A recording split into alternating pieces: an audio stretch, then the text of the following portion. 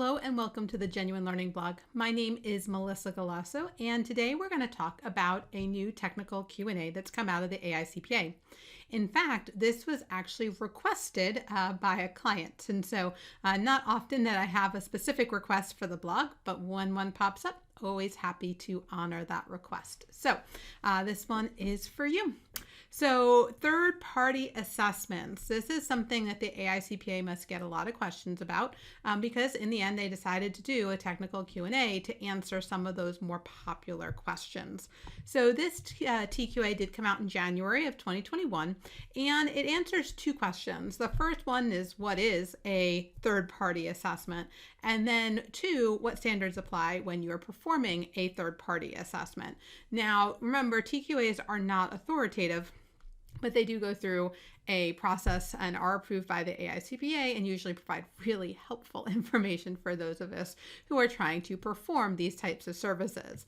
So the first question is probably the most important one, which is, what is a third-party assessment program? And this was a governmental client who had asked about it and in particular wanted to know what qualified. And so this is where I sent them to, which is a federal or state agency, so they can be either industry consortium or group of subject matter experts, which are going to be referred to as a program body. So anyone really can get together, industry orientation, governmental entities, and can determine that it needs information about a specific subject matter. And so one example provided is security controls over sensitive information, right? That's one example of a subject matter that it needs certain information about and then from its members or other entities with whom it does business, for example, contractors, vendors, or customers.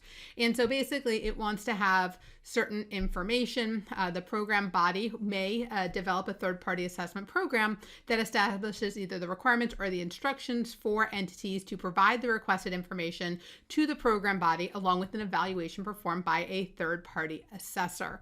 Now, very important here, this assessor does not necessarily have to be a CPA. So this is something that pops up every once in a while. It's just saying I need a third party to provide this. Now, CPAs are experts in providing third party opinions, conclusions, findings, etc.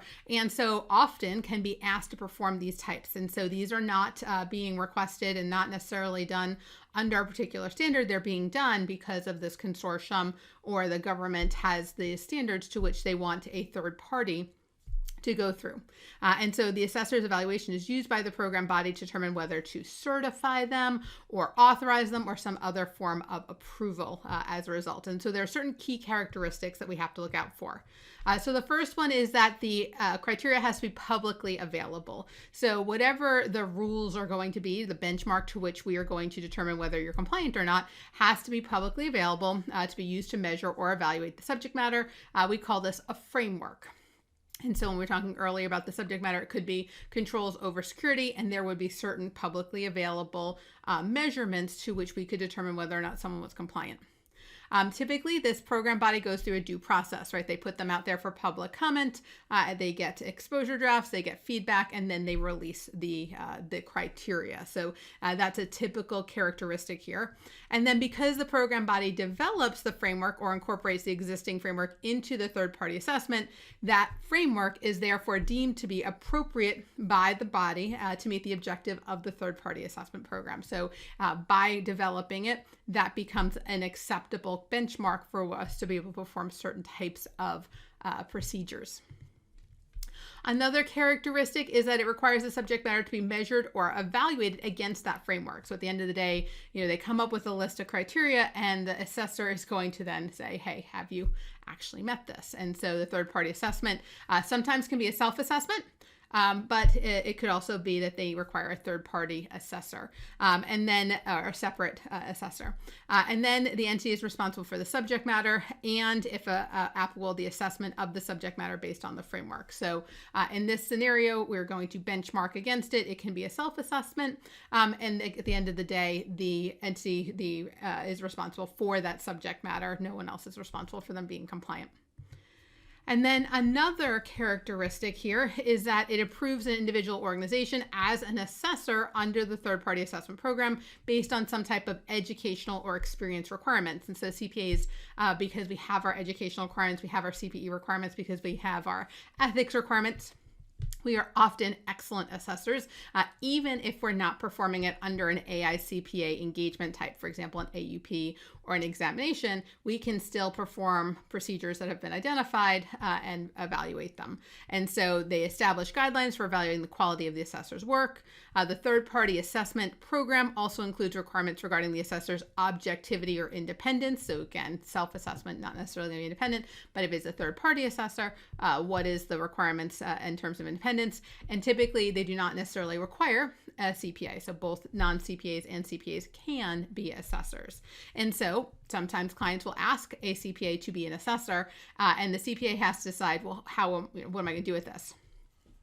Another characteristic that you would expect to see in these types of programs is that the third-party assessor has to comply with the requirements or the instructions in the program, such as the procedures to be performed, the method to be used to communicate. So they're going to tell you the procedures that they want. They're going to tell you how to provide the information through a portal, through a report, and they're going to tell you how they want it. So that's typically what we're going to see here. If you don't meet one of these characteristics, typically then the TQA doesn't apply. We would expect to see those.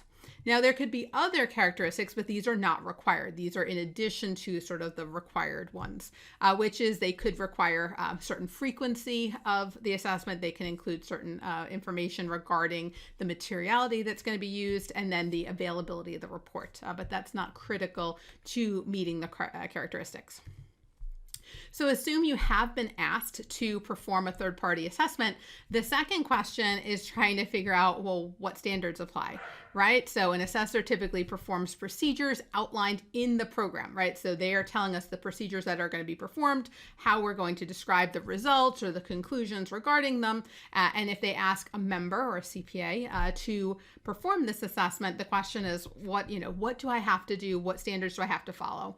And so first and foremost, this is a professional service, and therefore you do have to follow the AICPA code. So that's your basic starting point. Because this is a professional service that you're being required to, or you're being asked to perform, you do have to follow our ethics guidelines, right? So you have to follow the AICPA code and obviously the third-party assessment program. When we think about the general requirements here, professional competence, only do it if we're competent. Do professional care, right? Making sure that we perform appropriate, we do a good job when we do it, regardless of whether we're going to follow an AICPA engagement standard or not. Plan and supervision. So even if it's not an AUP, even if it's not an examination, we are still going to properly plan and perform this and supervise. And then sufficient relevant data, right? So we have to have enough data to have a reasonable basis for our conclusion, our recommendation, whatever it is that they're asking for. So that's the basic requirement. You have to follow the ethics standards.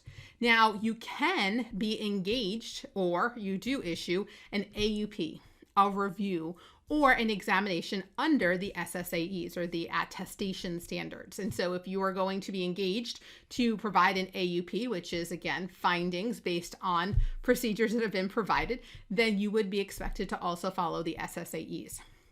You can also apply the statement on standards for consulting engagements. So if that's appropriate, and again, this is more about how you're engaged to do this. You're not required to follow these. However, you can structure them under these because, one, we have standards that we can follow, makes it a little bit easier. Two, we know how to do them. So we're not required to, but they can be structured accordingly. Now, if we do not structure it as an SSAE, we need to make sure that the report is very clearly not subject to the SSAEs. We want to make sure that if we're doing this and we're just following the reporting requirements and the procedures and we're not structuring it as an AUP or as an examination, then we want to make sure that it's clearly distinguishable that this is not being performed under the SSAEs. Now, the last question is about independence, and that's independence as defined in the AICPA Code of Conduct, right? So when we think about this, there's going to be some type of definition typically in the standards in the program, right, that are going to describe independence. But from the independence rules from the AICPA's perspective, right, these are a test engagement. So if you're not performing a test engagement, if you're not performing an examination, if you're not performing an AUP, then you're not required to be independent, unless, because again, we have to make sure, there's always an exception to every rule. So if you're performing it under the SSAEs require that you be independent per the definition under the AICPA code.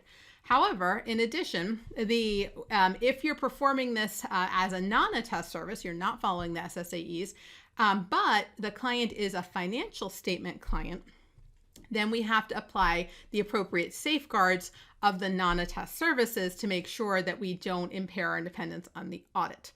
So if this is an audit client, then you do have to consider the non-attest services. You have to make sure the client has SKI. You have to make sure that they have someone who's overseeing. You have to make sure that you are following those requirements. And so very important here when we get into it is that general rule, if it's not an attest service, then you don't have to follow independence, unless the client gets an attest service to which this could impair our independence. We would want to make sure that we're clear there.